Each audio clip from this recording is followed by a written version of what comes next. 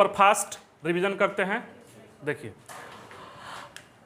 ये संविधान का राज्य व्यवस्था का पार्ट 14 है, पीछे पढ़ाए हैं। हमारा सवाल ये है कि क्या प्रस्तावना में संशोधन हो सकता है? इस सवाल को हम लोग देखते हैं, ढूंढते हैं क्या क्या हुआ है। तो भारत के संविधान में अनुच्छेद 368 कहता है कि संविधान में संशोधन हो सकता है। अनुच्छेद में केवल इतना ही बातें लिखी हुई हैं 368 में कि इस संविधान में संशोधन किया जा सकता है, यानी कि पूरा।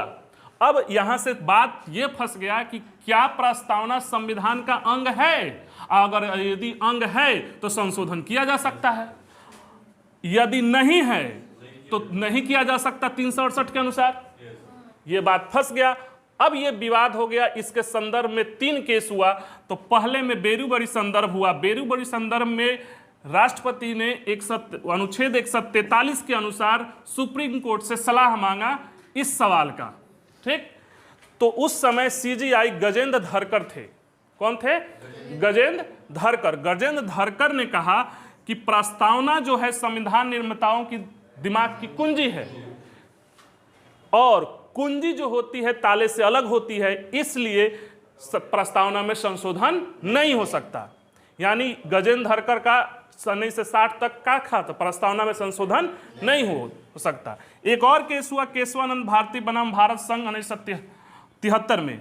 इसमें कहा गया, सुप्रीम कोर्ट ने कहा कि संविधान प्रस्तावना संविधान का अंग है। अब अगर अंग है तो संशोधन हो सकता है, मगर सुप्रीम कोर्ट ने कहा कि मूल ढांचा प्रभावित ना हो।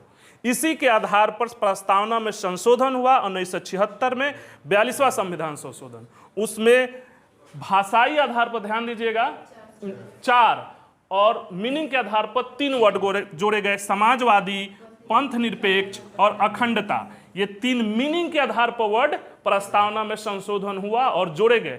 मगर अगर पूछे भाषाई आधार पर, तो भाषाई आधार पर 4 वर्ड समाजवादी, पंथ निरपेक्ष और अखंडता जोड़ा गया था। बात समझ रहे हैं? यानी प्रस्तावना में संशोधन हो सकता है, मगर मूल ढांचा को प्रभावित नहीं किए बिना। तीसरा केस हुआ मदन गोपाल के 1957 में था। क्या इसमें यह प्रश्न किया गया कि क्या प्रस्तावना परिवर्तनीय है? परिवर्तनीय है इसका मतलब कि न्यायालय द्वारा इसको लागू कराया जा सकता है? जवाब में आया कि नहीं, प्रस्तावना परिवर्तनीय नहीं है। यानी कि प्रस्तावना में जो बातें लिखी हुई हैं वो न्यायालय द्वारा लागू नहीं कराया जा सकता, या आप उसको न्यायालय में नहीं चैलेंज कर सकते। बस ये मूल भावना है, हो सकता है आने वाले दिनों में हो जाए। यही है प्रस्तावना से संबंधित।